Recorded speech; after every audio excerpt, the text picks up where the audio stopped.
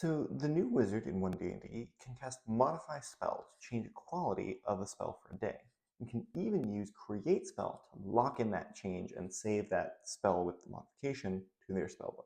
While some of these things, like being unable to lose concentration and removing the components of a spell, sound awesome, there is one ability to add the ritual tag to a spell with a casting time of 10 minutes or more that doesn't already have it, and that got me interested. There are 19 spells in the wizard spell list from 5e that fit this description. Which ones are worth making rituals? Here's a numbered list.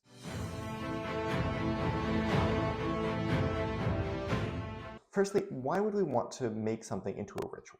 Well, a ritual allows us to cast a spell without expending a spell slot, which is amazing, but it costs an extra 10 minutes to cast. So, if we're going to be getting more than just the lack of a spell slot out of it, we probably want to be casting this spell many times in a day. And at the end of it, we want something to show for it. Number 5, scrying. Scrying is a 5th level spell, which is an expensive spell slot to be casting for what is essentially information. Your target gets a saving throw, which they could make, just causing the spell to fail.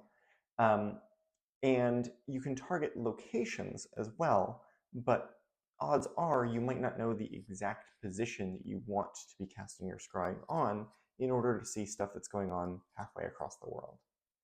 What this allows you to do is ritual cast scrying all day long, looking at lots of different locations, checking in on different NPCs that you've talked to. If you have a downtime day and want to kind of get to know what's going on, adding the ritual tag to scrying is amazing. The spell component isn't consumed by the spell, so you can continue to use the same valuable basin of water over and over again as you gather information.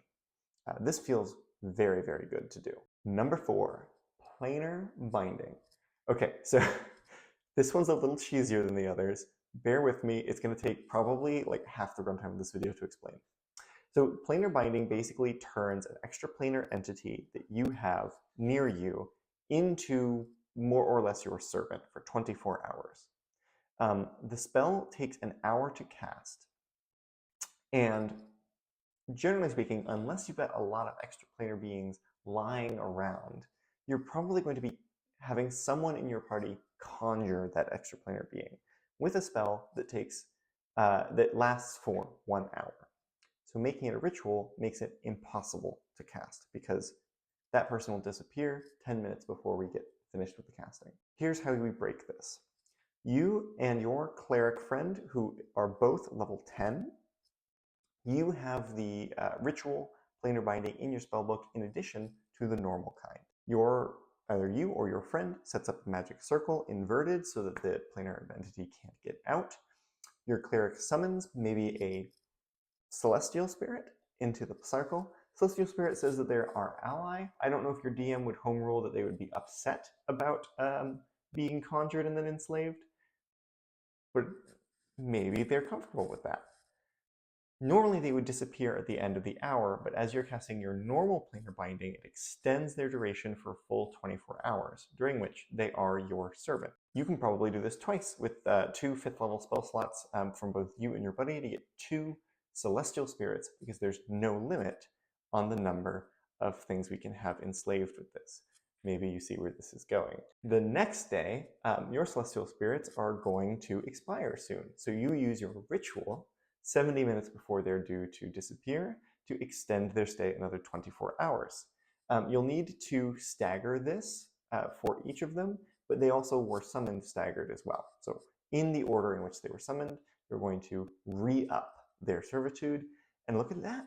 You've got all your spell slots, and so does your buddy. So 2 more celestial spirits added to the pile, and then tomorrow you're going to spend a few hours re-upping their enslavement, and 2 more celestial spirits.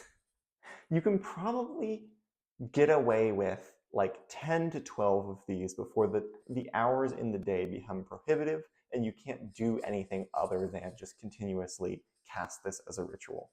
But if you think that an army of 12 celestial spirits is not worth doing this for, I don't know what to tell you. This is the squadron of God. This is an entire platoon of angelic spirits doing radiant damage, healing each other once a day, and you can sit back and do all of this basically with a ritual. Number 3, antipathy, sympathy. This is not a spell people talk about very often. It's an 8th level spell, which is really high, so you're not getting this until very late levels. Why is this good to make a ritual? Well, let me tell you. Antipathy, sympathy basically lets you select a creature type and make someone either antipathy, repel that creature. Essentially, that creature has a saving throw or is frightened and runs away from you, or sympathy, drawn towards you. I'm going to assume, for the sake of argument, that we are attempting to cross some sort of undead-filled land, or the plane of Avernus with a bunch of devils, or some other area where you know there are going to be a bunch of this type of creature. The antipathy is probably what you want there so that you can pass through unabated. And what it says is you can target this on a spot or on a creature. If you target it on a creature and the enemy makes their saving throw, they are essentially immune to the effect from that target. So what we're going to do is, as a ritual, we're going to cast this on everyone in the party, so that if an enemy does make their saving throw, they have to make it against every single field of antipathy before they can come in and get close to you guys. This is a near guarantee, and you don't have to worry about trying to cast an 8th level spell every day for 5 days to do it. Not only that, but since the duration of antipathy sympathy lasts for 10 days, and you can pop 5 of these off in a couple of hours, you are probably looking at like an entire week completely unmolested in the plains of Avernus. And because this spell is locked into your spellbook, you can re-up this protection at any time. Number 2, fabricate. Okay, so fabricate is on this list because it's fun. Not because it's the most powerful option. That would be number 1. But as a 4th level spell, you're getting access to this a little bit earlier, right about when Modify spell is coming onto your spell list. Fabricate allows you to take raw materials and transform them into an object made of those raw materials. Conservation matter, but all of the work is done by the spell. Casting a 4th level spell slot to make a bunch of wood into a boat is a little lame, but being able to do it as a ritual is super cool. You are now the single most talented and prolific craftsman in any given town that you go to. Your special fabrication spell, which you can do an unlimited number of times per day, lets you basically turn a bunch of raw materials into something much more valuable and be selling them off for gold. If you have some downtime, maybe you can work with your DM about how much gold specifically, but anywhere you go to, this is an extremely high return on investment. Don't forget as well that with that amount of time, you might be able to make a larger construction by building the parts of it with fabrication. If you want to make a castle, you can't do that with fabricate. If you want to make 1/100th of a castle 100 times, you're going to need a ritual. And number 1, the most powerful spell for turning into a ritual is Glyph of Warding. Glyph of Warding, as you may know, allows you to place a protective glyph on some physical object. This is essentially a trap that you can either invest a spell, which means you would have to cast it into the Glyph of Warding, and it triggers that spell when it is triggered, or, and this is what we're going to do, just make it an exploding glyph.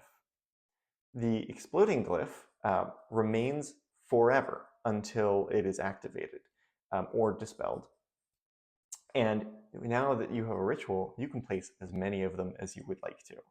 This allows you to create enormous traps that do tons and tons of fire damage to anyone that you send into the trap or who triggers it. I'm just imagining the wizard spending like a week just booby trapping every inch of a particular corridor and then luring the bad guy to try and walk through it. Imagine the amount of damage, and this is only a 3rd level spell. So right when you get Modify spell, you can cast it on this immediately and start placing these all over. It's very, very exciting to think about. And on your own, you could take out enormous swaths of enemies. With this glyph, you can also specify the damage type. It can be acid, cold, fire, lightning, or thunder damage. So you can orient it at whatever group of monsters you particularly want to blow up. It's going to do 5d8 damage in a 20-foot radius sphere, and you can put a lot of these glyphs in that 20-foot radius. This ritual basically allows you to do this faster because you're not waiting for your spell slots to refresh on a long rest. Instead, you're spending all night casting an hour and 10 minutes of glyphs of warding over and over again, and you've still got all your spell slots for the next day if anyone survives the enormous number of 5d8s. Thank you so much. Have so much fun with this. I'm very excited about these new features. And let me know what ritual you would create and what you would name it in the comments below. Thanks, guys.